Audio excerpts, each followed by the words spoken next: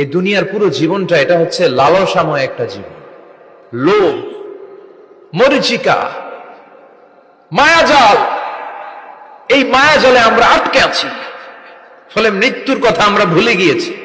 পাগলের মতো ছুটছি, আরো টাকা লাগবে, আরো খ্যাতি লাগবে, আরো যশ লাগবে, আরো দাপট লাগবে। আমার এত টাকা দিয়ে কি হবে? এত সম্পদ দিয়ে কি হবে? এত ব্যস্ততা দিয়ে কি হবে তোমার? স্টপ, থামুন, অনেক হয়েছে। আন্না, থামুন, take a rest, take a breath and think about death. Think that you have to go back to your Lord. একটু বসেন না, একটু ভাবেন যে আমাকে চলে যেতে হবে, চলে যেতে হবে। এই কোলাহল, এই ব্যস্ততা, এগুলো থাকবে, থাকবো না আমি।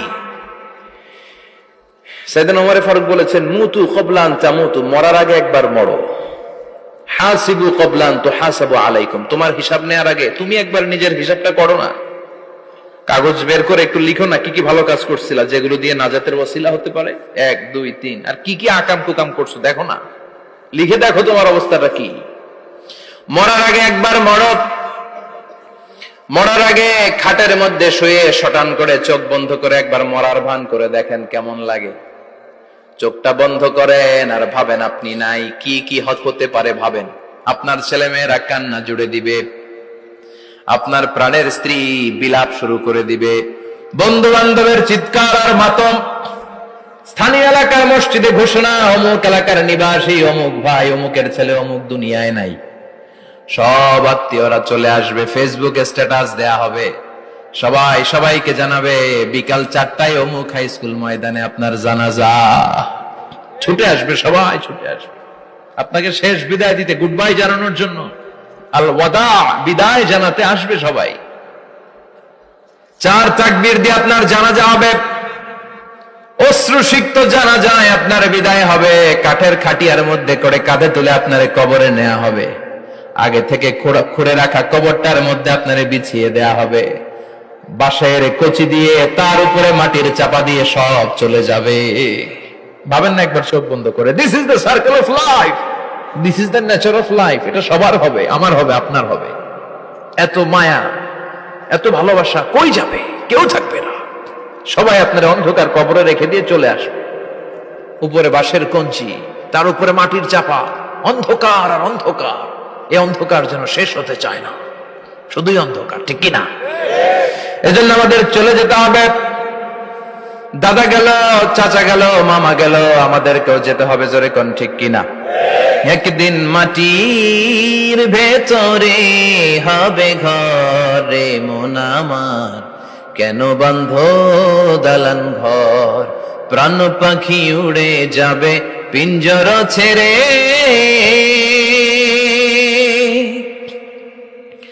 ধরা ধামে সবই রবে, তুমি যাবে চলে।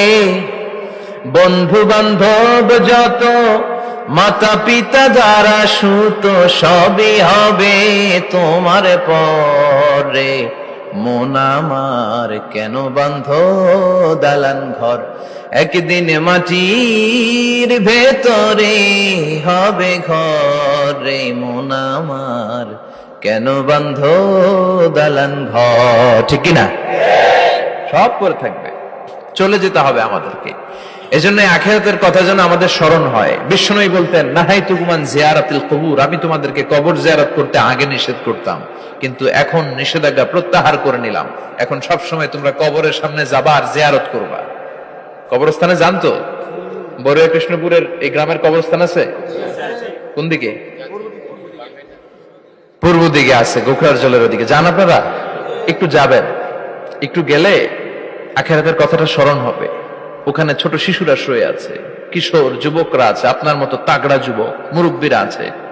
এরা এই এলাকায় থাকতো, এরা আকাশ থেকে নেমে আসে না, এই এলাকার সন্তান, আজ নাই। একটা সার্টেন পিরিয়ড শেষে আপনিও থাকবেন না। This is the nature of life, this is the circle of life. ছোট্ট শিশু হয়ে এসেছিলেন, শৈশব, কৈশোর, যৌবন, প্রৌঢ়ত্ব। আগে ছিলেন সিঙ্গেল, বিয়ে করে হয়ে গেলেন ডবল। এরপরে আল্লাহ আপনাকে একটা মেয়ে দিল, এরপরে মেয়েকে বিয়ে দিয়ে শ্বশুর হলেন, এরপরে ওই মেয়ের ঘরে সন্তান হতে নানা হলেন। আর কতদিন? অনেক দিন হলো তো, অনেক লম্বা সময় পেয়েছেন আপনি। Think about death. এবার যাওয়ার কথা ভাবেন।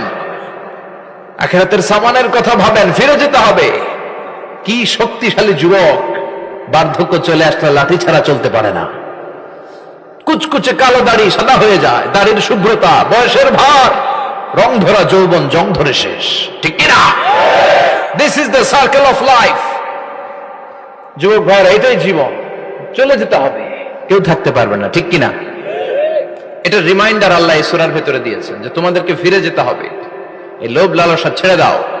রব্বুল আলামিন বলেন, আলহাকুমুত তাকাসুর হাত্তা যুরতুমুল মাকাবির।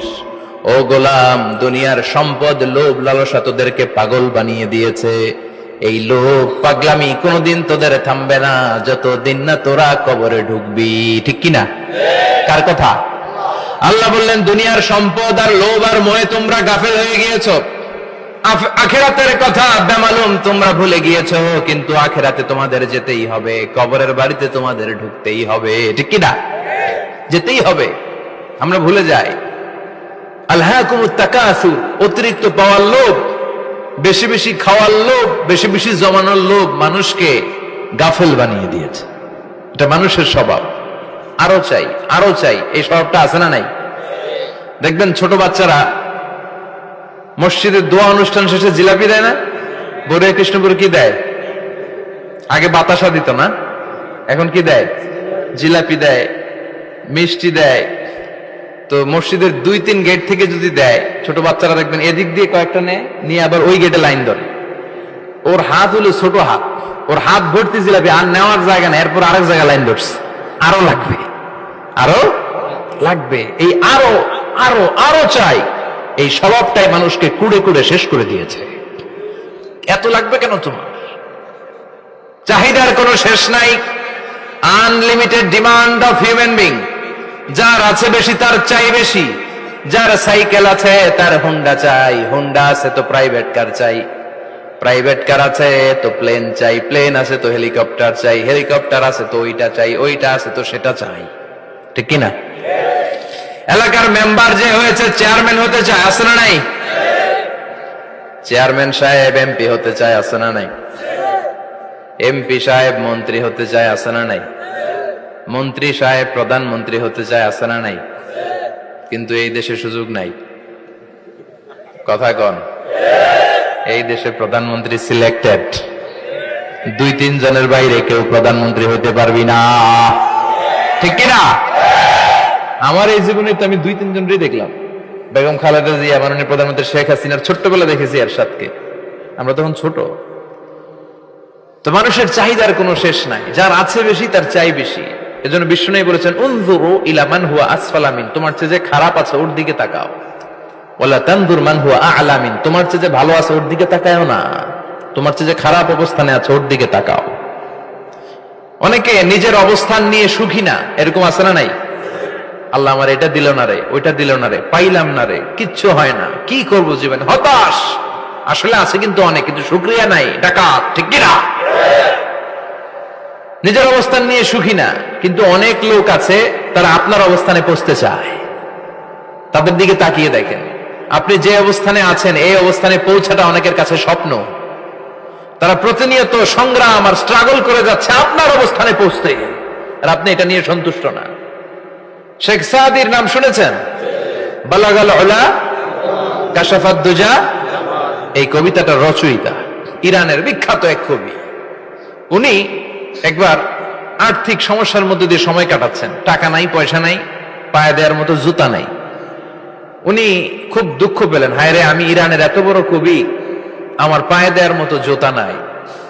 দুঃখ ভরা মন নিয়ে রাস্তায় হাঁটতে বেরোলেন। হাঁটতে হাঁটতে হঠাৎ দেখলেন একটা লোক শুয়ে শুয়ে কাঁদছে, ওই লোকটার 2টা পাই নাই, পাই নাই। উনি সেজদায় পড়ে গেলেন, আল্লাহর কাছে ক্ষমা চাইলেন, আল্লাহ অনেক দিয়েছো, শুকর আলহামদুলিল্লাহ। এজন্য যেই পরিস্থিতিতেই থাকি না কেন আমরা কি পড়বো? জোরে বলেন, কি পড়বো? এজন্য কানাতু মিনাল ইসলাম, অল্পে তুষ্ট থাকার নাম হলো ইসলাম। সম্পদ লাগবে কিন্তু সম্পদের পাহাড় লাগবে না, ঠিক কিনা? অল্প খান, অল্প পড়েন, অল্প জামান, অল্পের ভেতরে বরকত ঢুকাইয়া দিছে কে? দেখবেন যাদের সম্পদ অল্প তারা সুখী বেশি। জরিপে এটা দেখা গিয়েছে, অনেক সার্ভেতে এটা এসেছে, যারা সম্পদশালী এরা দুঃখী বেশি। এদের দুঃখ বেশি, টেনশন বেশি, খুব স্বাভাবিক। টাকা যার বেশি, রোগ তার বেশি। টাকা যার বেশি, টেনশন তার বেশি। টাকা যার বেশি, ঘরে শান্তি তার কম। আছে না নাই? ঘরের ভিতরে অশান্তি, ছেলে কথা শোনে না, ছেলে টানে গাঞ্জা, মেয়ে করে পরকিয়া। আছে না নাই? স্ত্রী কথা শোনে না, ভালোবাসা নাই, ঘরটা জাহান্নামের টুকরা। রোগ বালাই, এক একটা হসপিটাল বিল পরিশোধ করতে মাসে 5 লাখ 10 লাখ। আছে না নাই? কিছু খেতে পারে না, ডাক্তার একেবারে ডায়েট মেনু বেঁধে দিয়েছে। Diet, very diet menu. এটা এটা এটা এটা কিছুই খাবেন না, শুধু গরু খাবেন না, খাসি খাবেন না, চিংড়ি খাবেন না, খালি ঘাস খাবেন। ইচ্ছে মতো ঘাস খাবেন, মানে ঘাস জাতীয় যত আইটেম আছে সব খাবেন। শাক খাবেন, সবজি খাবেন, সালাদ খাবেন। গরু, চিংড়ি, মুরগি, গোশত, ইলিশ কিছু খেতে পারে না। তাহলে রোগ বেশি, খাওয়ার মজা নাই, ঘরে সাংসারিক শান্তি নাই, খালি ব্যারাম আর ব্যারাম। ঠিক কিনা? কিন্তু সম্পদের পাহাড় গড়েছে। আর অল্প যারা খায়, অল্প পড়ে, রিক্সাওয়ালা, কুলিওয়ালা, অল্প বেতনের চাকরি, কিন্তু হক হালালি মেনে চলে, দেখবেন শান্তি আছে অনেক। হ্যাঁ, বাসা ভাড়া দেয়, ফ্যামিলি চালায়, বাচ্চাদের স্কুল বিল, এরপরও মাস শেষে 1-2 হাজার টাকা হাতে থেকে যায়। আর ওর প্রতি মাসে 10 কোটি টাকা ইনকাম, তারপরও ব্যাংকের ঋণ আছে না নাই? সুখ কারে বলে? কিভাবে আপনি সুখকে ডিফাইন করবেন? সুখ তো টাকায় কিনা যায় না। শান্তি টাকা দিয়ে হয় না, শান্তি দেওয়ার মালিক কে? শান্তি আছে অল্প খেয়ে শুকর করার মধ্যে, শান্তি আছে আলহামদুলিল্লাহর মধ্যে। চিল্লায় বলেন ঠিক কিনা?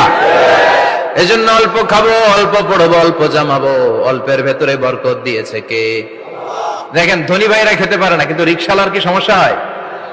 রিক্সাওয়ালারা সব খেতে পারে। কুলিওয়ালা, দিন মজুর, এরা একেবারে স্লিম, সুঠাম দেহি, মেদহীন পেট, পেটে কোনো মেদ নাই, ভুড়ি নাই। আর কোটিপতিদের মেদ আছে না নাই? এত বড় বড় পেট। ঠিক কিনা? আমাদেরও পেট আছে, তবে হালাল পেট। এটা হারাম টাকা দিয়ে এই ভুড়ি বানাই নাই আমরা। ছেলে বলেন ঠিক কিনা? রিক্সাওয়ালা, কুলিওয়ালা নিজেও নামাজ পড়ে, বউ নামাজ পড়ে, বাচ্চাটাও নামাজ পড়ে, রিক্সা চালায় আর জিকির করে লা ইলাহা